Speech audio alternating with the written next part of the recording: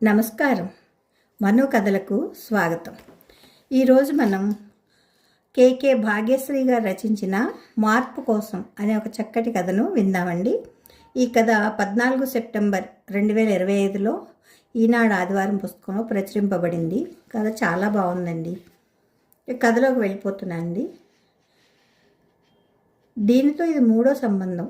ఈవిడ గారు కాదని చెప్పినది. ఇలా అయితే దీనికి జన్మకి పెళ్లి కాదు, కోపంగా అన్నాడు మాధవ. కాదు కాదు అరిచాడు. కాకపోతే ఏం మునిగింది అన్నట్లు నిర్లక్ష్యంగా చూసింది ప్రణవ. ఆ చూపు చూసి మాధవ మనసు మరింత రగిలిపోయింది. అదిగో ఆ లెక్కలేనితనం చూస్తేనే నాకు ఒళ్ళు మండేది. ఆడపిల్ల, ఓ బుద్ధి లేదు పాడు లేదు. అయినా దీన్ని కాదు అనాల్సింది. దీన్ని ఇలా పెంచిన దీని అమ్మననాలి. పళ్ళు పటపట కొరుకుతూ సీత వైపు చూశాడు మాధవ కోపంగా. భార్యని కూతుర్ని అలా అది ఇది అని సంబోధించడంలోనే మాధవ సంస్కారం బయటపడుతోంది. మధ్యలో అమ్మేం చేసింది? ఆవిడని ఎందుకు ఇందులోకి లాగుతారు? ఇది పూర్తిగా నా వ్యక్తిగత నిర్ణయం. ఇందులో ఎవరి ప్రమేయం లేదు. కొరకొరా చూస్తూ విరుచుకుపడింది ప్రణవ. వీళ్ళ వాగ్వివాదాన్ని మౌనంగా చూస్తోంది సీత. ఏం మాట్లాడినా అంతా తిరిగి తిరిగి తన మీదకే వస్తుందని ఆమెకు తెలుసు. తాను కలుగు చేసుకున్నా తిట్లు తప్పవు, కలుగు చేసుకోకున్నా తిట్లు తప్పవు. సీతతో పాటు అక్కడ ఇంకో ప్రేక్షకురాలుంది. ఆమె మాధవ్కి చెల్లెలు, ప్రణవ్కి మేనత్త అయిన సునీత.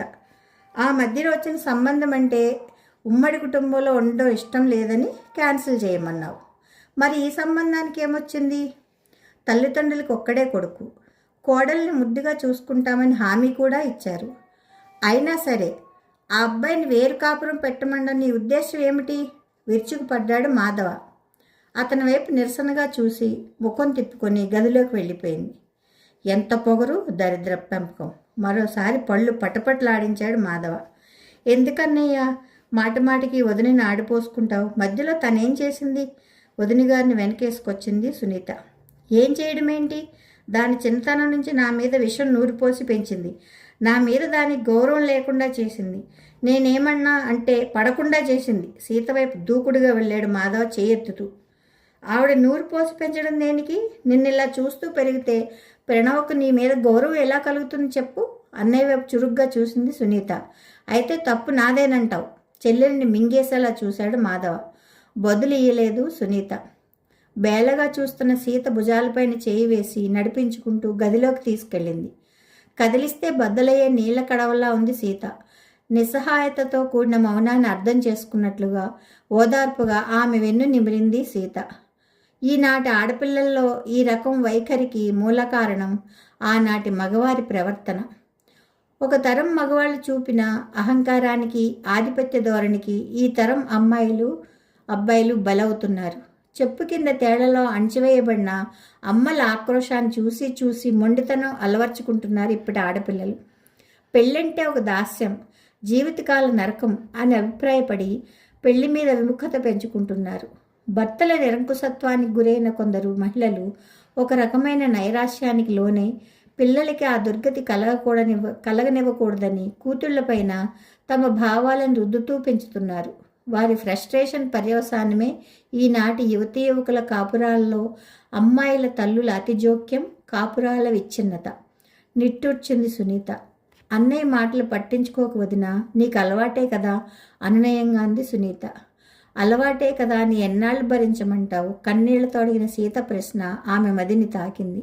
నిజమే కదా, నడిచే దారిలో కాల్లో ముళ్ళు దిగితే అలవాటే కదా అని అదే పనిగా ముళ్ళబాట్లో నడుస్తారా ఎవరైనా? కానీ ఆ ప్రశ్నకు సమాధానం లేదు. మాధవ అహంకారి. స్త్రీకి స్వేచ్ఛా స్వాతంత్రాలు లభిస్తే ఆమె మగవాడి మాట వినదు అన్న ఆ దురభిప్రాయం అతడి నరనరాన జీర్ణించుకుపోయింది. సీతని మానసికంగా హింసించడంలో అతడికి ఒక పైశాచిక ఆనందం దొరుకుతుంది. దానికి తోడు ఏమన్నా కిమ్మనకుండా భరించే సీత మెతకతనం అతనికి వరప్రసాదం. భార్యను ఒక దాసీదానిలా చూడడం అతడికి అలవాటు. ఇంట్లో ఆడపడుచుకి, అత్తమామలకి ఆమె పట్ల సానుభూతి ఉన్నా మాధవ మూర్ఖత్వానికి, మొండితనానికి భయపడి ఎవరూ ఎదురు చెప్పేవారు కాదు. తన మనసులోని మాటను పంచుకుని తనకి ఊరటనిచ్చే సునీత అంటే సీతకి వల్లమాలిన అభిమానం. తను ఆ ఇంట్లో ఉండగలుగుతోంది అంటే అది ఆమె చల్లవే అనుకునేది. సీతకి పెళ్ళై అత్తవారింటికి వెళ్ళాక తన బాధను పంచుకునే తోడు లేక అల్లాడేది సీత. అలాంటి పరిస్థితుల్లోనే ఆమెకి ప్రణవ్ పుట్టింది. ముద్దులు మూటగడుతూ తనలోని మాతృత్వపు ఆనందాన్ని ఇనుమడింపచేసిన ప్రణవ్ని చూసి మురిసిపోయేది సీత. ప్రణవే తన ప్రాణంగా బ్రతికింది. ఆమెని చక్కగా పెంచింది. ఏ కళనున్నాడో భార్య పట్ల కనబరిచిన కర్కశత్వాన్ని కూతురి పట్ల కనబరచలేదు మాధవ. ఇంకా పెద్ద చదువు చదువుకోవాలని, ఉద్యోగం చేయాలని కలలుగన్న సీత భర్తకు ఎదురాడలేక ఆ కోరికల్ని తనలోనే దాచేసుకుంది. ఎందుకు నాన్న అమ్మకి టీచర్ ట్రైనింగ్ సీటు వస్తే పంపించలేదు? ఇద్దరు ఉద్యోగాలు చేస్తే మన ఇంటి ఆర్థిక స్థితి ఇంకా మెరుగ్గా ఉండేది కదా? అమాయకంగా ప్రశ్నించింది ప్రణవ. అంతగా జ్ఞానం లేని వయసులో. ఎందుకే మీ అమ్మకు ఉద్యోగం? ఏ సంపాదన లేకపోతేనే మీ అమ్మ ఇలా ఉంది. ఇక సంపాదిస్తే నా నెత్తి మీదకెక్కి డాన్స్ ఆడేది, వెటకారంగా చెప్పిన తండ్రిని ఆ వయసులోనే అసహ్యించుకుంది ప్రణవ. ఇంకెప్పుడు నువ్వు మీ నాన్నని ఇలాంటి ప్రశ్నలు అడక్కు.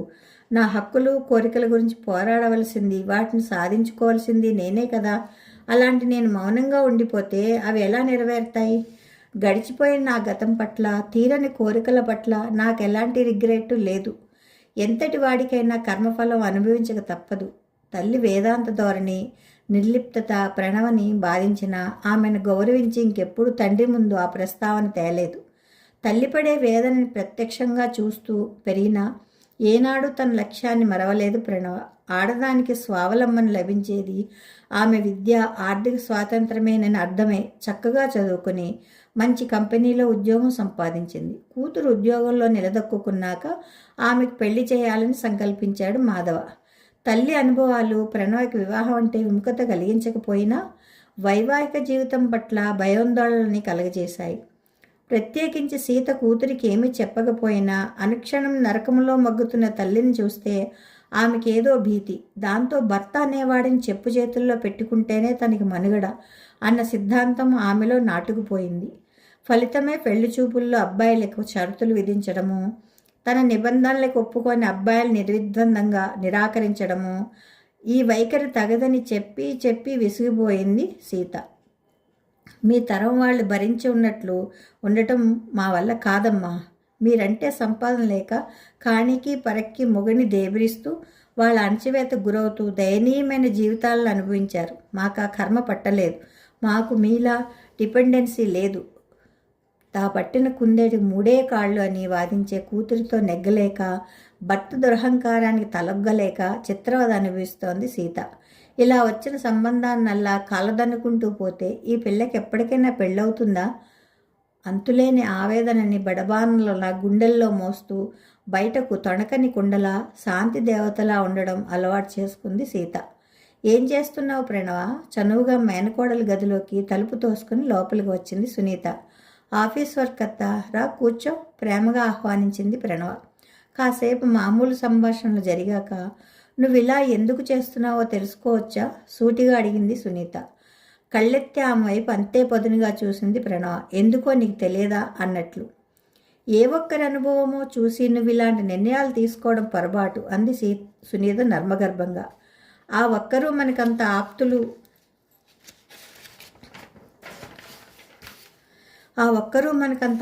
ఆప్తులు ఆత్మీయులు అయితే? ఎదురు ప్రశ్నించింది ప్రణవ. కావచ్చు, కానీ నీ నిర్ణయాలు మాత్రం సరైనవి కావు. వివాహం చేసుకోవడము మానడం అనేది నీ వ్యక్తిగత విషయమే అయినా వైవాహిక జీవితం పట్ల నీ అభిప్రాయం మాత్రం కరెక్ట్ కాదు. ఏమో అత్త, అమ్మ జీవితం చూశాక నాకు అలా అనిపిస్తోంది చెప్పింది ప్రణవ ల్యాప్టాప్ మీద నుంచి దృష్టి మరల్చకుండానే. నేను కాదనడం లేదు. ఉమ్మడి కుటుంబంలోని అబ్బాయిని వద్దన్నావు, సరే. మరి మొన్న చూసిన సంబంధం వాళ్ళకి ఒక్కడే కొడుకు కదా, హాయిగా అంతా నీ ఇష్టారాజ్యంగా ఉండవచ్చును కదా. ఒక్కడే కొడుకైనప్పుడు తల్లిదండ్రుల ఎక్స్పెక్టేషన్స్ పెరుగుతాయి. అందుకే వేరు కాపురం రమ్మన్నాను. దాని అర్థం వాళ్ళని వదిలేయమని కాదు. ఉమ్మడి కుటుంబం అంటే నాకు విముఖత ఏమీ లేదు చెప్పింది ప్రణవ. అలాంటప్పుడు ఉమ్మడి కుటుంబంలోకి కోడలుగా వెళ్ళవచ్చు కదా. కష్టానికి సుఖానికి అండగా ఉంటారు. ప్రణవ ఆంతర్యం సునీతకు బాధపడడం లేదు. మా అమ్మ కూడా ఉమ్మడి కుటుంబంలోకి కోడలిగా వచ్చింది.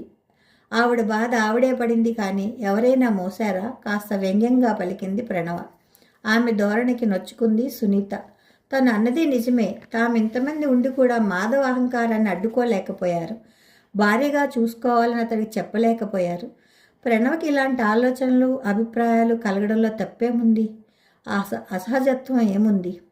తన మాటలకి అత్త మనసు నొచ్చుకుందని అర్థమైన ప్రణవ తన కుర్చీని ఆమె దగ్గరగా జరుపుకుని, సారీ అత్త, మిమ్మల్ని అవమానించడానికి నేను ఈ మాట అనడం లేదు. అయినా అసలు పెళ్ళి ఎందుకు చేసుకోవాలో కాస్త చెబుతావా? అడిగింది మెత్తని స్వరంతో. అదేం ప్రశ్న అన్నట్లు చూసి, ఓ తోడు కోసం, కలిసి బతకడంలోని ఆనందం కోసం, సమాజంలో రక్షణ కోసం, జీవితాంతం ఒంటరి బతుకు గడపడం ఎంత కష్టమో నీకు తెలియదు ప్రణవ, అంది సునీత. ఎంతమంది ఆడవాళ్ళకి తాము ఆశించిన తోడు దొరుకుతోంది చెప్పు? ఎంతమంది భర్తలు తమ భార్యలకు రక్షణ కల్పిస్తున్నారు? పూర్వం అంటే ఆడవాళ్ళు చదువుకోలేదు, ఉద్యోగాలు చేయలేదు, వారి పోషణ భారం మోయలేక అమ్మాయిలకు పెళ్ళిళ్ళు చేసి ఓ అయ్య చేతిలో పెట్టేవారు. కానీ ఇప్పుడు ఆ బాధ లేదు. ఆడపిల్లలు సర్వస్వతంత్రులు, ఆర్థికంగా ఒకరి మీద ఆధారపడి బతకడం లేదు. అలాంటప్పుడు పెళ్లి చేసుకుని ఒకరి కిందన పడి ఏడవడం దేనికి? ప్రణవ సమాధానం విని నవ్వాలో ఏడవాలో సునీతకు అర్థం కాలేదు. మహిళా సాధికారతను మేనకోడలు ఇలా అర్థం చేసుకున్నందుకు ఆమెకు బాధ కలిగింది. ఎలా చెప్తే ఆమె ఆలోచన ధోరణి మారుతుందా అని ఆలోచనలో పడింది. మేనకోడలి భుజం మీద చేయి వేసి లాలనగా నిమిరింది. నువ్వు అన్నట్లే పెళ్లి తోడు కోసం అక్కర్లేదనుకున్నావు. పోనీ పెళ్లి జీవితంలో ఒక మార్పు కోసం అనుకో. ఆ మార్పు వలన నీ జీవితం బాగుంటుందని ఆశతో పెళ్లి చేసుకో.